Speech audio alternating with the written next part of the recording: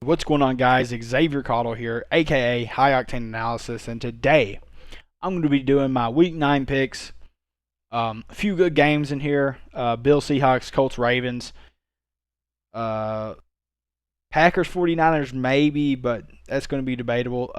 Saints Buccaneers definitely.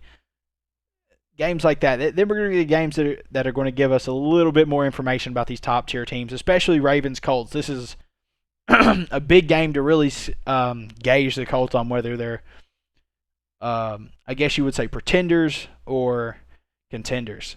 And Ravens are obviously not pretenders. They had 4 turnovers and played the Steelers to 4 points. That should tell you something. The Steelers also got their offense completely shut down by the Ravens. So that's a little bit worrisome for the Colts, but Philip Rivers the past 3 weeks has been playing like one of the best quarterbacks in the league, hands down. The running game's been suffering a little bit this year, but teams have really keyed in on it. Jonathan Taylor, fourth in the league in facing stacked boxes, mostly because it's not really the disrespect to Philip Rivers. It's more of people not showing respect last year. And I think a little bit, I guess I could say a little bit of it is disrespect to Philip Rivers, but Marlon Mack only faced one about 12.5%, and he went for 1,100 yards. This offensive line is too good to do that. Teams are figuring that out. They're showing more respect to it. So it's going to be a different game. Ravens have good personnel. They're missing their starting corner, though, from COVID. He's not going to play against the Colts. That's a big hit for them. This is a hard game to call, but I want to call the Colts. And I think the Colts have who it takes. I think Philip Rivers, if he continues to play like he has the last 3 weeks, and nothing's telling me he wouldn't, he's going to play well. And them missing their number one corner is really going to hurt this game because T.Y. Hilton's going to be back, Pittman's going to be back. Everyone's going to be really ready except for Paris Campbell. So Colts are getting healthy. They're getting into this groove, really hard part of their schedule. And if they could pick up this game, it would be huge for them. Texans, Jaguars, give me the Texans. Deshaun Watson doesn't have to be under the Bill O'Brien curse any longer, and that should help him. And he should be able to beat bad teams like this by himself, pretty much. Jaguars do have a really good young core over there. Josh Allen, Taven Bryan. Should have had Unique Ngakoue there, which would have been a really good defensive line, but they don't. They got Miles Jack, C.J. Henderson. They got a really good core over there. Good defense, young defensive core. Interesting to see how the Jaguars turn out the next couple of years. Like I said, building this young defensive core. But still, yeah, I'm taking the Texans. Deshaun Watson is a good receiving core. He should be able to get this win there. Raiders, Chargers, give me the Raiders. Raiders looked pretty good against the Browns, and that just told that game right there. I watched that game. It told me something. It told me Gruden knows what to do. And what does that mean? It means that he's playing against a high-powered offense against the Browns. You don't want them to have the ball much. So what does he do? He gives Josh Jacobs the ball 30 times, lets him run for 120 yards, keeps the ball out of the hand of the Browns, and lets them only score 6. That was a perfect game plan from Gruden. That was just fantastic. Great execution. Great job by Josh Jacobs and the offensive line blocking. Just a really good game overall for them. Kudos to them for that game plan. That was smart. And I think the Raiders have the team to beat the Chargers. It's just the only question with the Raiders is, can they get a pass rush that helps their corners out? Their corners, aren't fantastic. They're not terrible, but they're not great. And their pass rush is like one of the worst in the league, hands down. So really hard for them there. Patriots, Jets. Give me the Patriots. The Jets are bad. Everyone knows that. They're just bad. It's just how it is. But I don't know what happened with the Jet squad. They were 7-9 last year. I know they traded Adams away, but I didn't think he was 7 wins. So I don't know what happened to this. I don't know what happened to him. But hopefully they get better. They get going. I hate seeing mediocrity in the NFL. I know every season someone's going to have to lose, but when you see it in this fashion, it's really disheartening for a franchise, really, just to see any franchise suffer as much as the Jets are this year. It's kind of like that stint the Browns did for about 3 years. But still yet, next game, Seahawks, Bills. Give me the Hawks. I like the Bills, but Josh Allen's consistency is still under question. Last year, I know he's moved his pass completion percentage up 11% or something like that. He's in the 60s now. Josh Allen's a fantastic runner, but when we're talking about elite play at the quarterback position, Russell Wilson might be that guy. He might be the number one. He might be the MVP this year. Hard to tell at this point, but I would say Russell Wilson is front runner. He's hitting DK Metcalf. He's hitting Tyler Lockett in the breadbasket. They're going for touchdowns every week. This is a bombs away offense. The only thing that concerns me about the Seahawks is they don't have the defense the Bills do. They don't have the pass rush the Bills do. The offensive line for the Seahawks is not that good. But Russell Wilson is a man on a mission, and it's really hard for me to bet against them right now. So I got to pick the Seahawks. Chiefs, Panthers, give me Chiefs. You know who the Chiefs got? Patty Mahomes. They're a beast. They're definitely the number one team in the league. Steelers are right now power ranked by everyone pretty much number one, but I don't care. Chiefs are still the best. Until Patrick Mahomes just, disintegrates randomly, they're the best team in the league. Panthers, they do have a very young, talented defense. They got Derek Brown. They got Gross Matos. They got Brian Burns. They got Jeremy Chin. They got all kinds of talent on this defense. Undoubtedly. They got all kinds of young potential on this defense. It's just they haven't put it together yet. The next couple of years, you're going to see this Panthers team, if they keep this core, they're going to look really good. I'm really excited for this Panthers squad. Really excited for Carolina fans because I know they've been kind of suffering. They went to a Super Bowl with Cam Newton, but that was fluke. They only had 3 winning seasons with Cam Newton, who is undoubtedly a really good quarterback. So unfortunate for them, but now they're starting to see their GM do a lot better job. They're starting to see him pick up a lot more talent. I'm happy for the Panthers fan over the next couple of years. But Broncos, Falcons, give me the Broncos. The only reason is because Drew Lock, he played really well last game. I believe in Drew Lock. I think Drew Lock's a talented quarterback, and I think he's going to make his mark eventually. The injury at the start of the season was really bad because I thought this was going to be his breakout year, but still yet, I think he has all kinds of time. I think he's going to get back to full health. He's going to play really well. Last week you saw him throw 3 touchdowns, so I think that's a barometer of where he's going to be playing about. I think that's about where he's going to be at this game is what I'm trying to say. Especially against this Falcons secondary who's really bad. And they also have a really improved offensive line, the Broncos do. Garrett Bowles is a beast at left tackles. Definitely something they've been missing the last couple of years is the offensive line. So happy to see that for the Broncos. Going to be a really good season for them. I think for the remainder, now that they got their quarterback back. Unfortunately, they don't have Von Miller, but I think they do beat the Falcons, who's really struggled this year. Bears, Titans. This is a really hard game to call. And it wouldn't be so hard to call if the Titans did not just lose to the Bengals, man. What was that about? I called the Titans winning that game. I know the Bengals have been playing really good the last 3 games. They played the Colts. They got up 21-0 against the Colts, lost in the comeback. They were winning in the fourth quarter with a minute left. Baker Mayfield threw a touchdown. Threw 5 that game, but threw a touchdown to seal that game.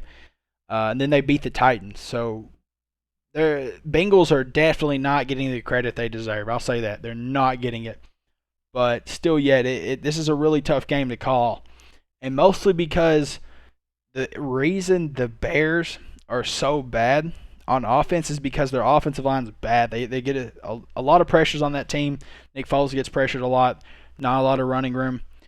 But the Titans have been like one of the worst in pass rush this year, which is really surprising because they picked up Clowney. They got Simmons.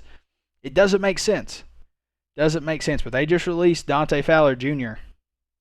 He wasn't, doing his job. He wasn't doing what he was supposed to do. So this Titans squad, this is going to be a hard game for them. I'm going to call the Titans, but I think this is a toss-up. Cardinals, Dolphins. Give me the Cardinals. Now, don't take these guys lightly. Dolphins are a sneaky good team. Flores is a great coach down there in Miami. A lot of people are trying to say he might be like top three coaches in the league. No, I don't believe that. But he's definitely talented for what he's doing with what he has. He's doing a pretty good job. And you saw the great coaching job he did against the Rams. 4 turnovers in the first half from Jared Goff. Yeah, they were really firing on all cylinders that game. I like seeing that. But I don't think this Cardinals team is the Rams. Offensively, not at all. You got DeAndre Hopkins, best receiver in the league. You got one of the most talented quarterbacks in the league, one of the biggest playmaker quarterbacks in the league, second fastest quarterback behind Lamar, and a better pocket passer than Lamar, and really kind of smarter knowing when to pull that ball down and run. He's nowhere near a better runner than Lamar, and I don't think he's a better quarterback either, but I just think that he's more of he's a better pocket passer, but he's just he just knows when to pull it down and run. It's something I like about him. Plus he's got that 4.4 speed. I don't think the Dolphins will be able to do that to the Cardinals, is what I'm saying. But next game, Steelers Cowboys. Give me the Steelers. Steelers are ferocious to say the least. Their defensive line is mean. They hit people. They come out and smack you 4 quarters in a row. They're just mean. And the Cowboys are about to have a terrible time. This might be a 40-6 game, 40-3. This is going to be rough. This is going to be rough for the Cowboys. But, it's only 1 week, Cowboys fans. Then after that, you're back to getting beat by someone else by like 10. Packers, 49ers. Give me the Packers. Aaron Rodgers has to be pissed. Aaron Rodgers has to be the maddest man on earth right now. You know his demeanor. You know how he acts.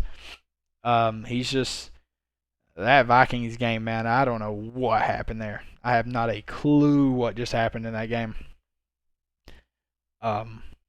And I think it was just really the Packers getting exposed for their bad linebacking core. They've really been able to just get a pass rush, at all times. They've had Zadarius Smith. They have another really good defensive tackle, 3-tech D tackle.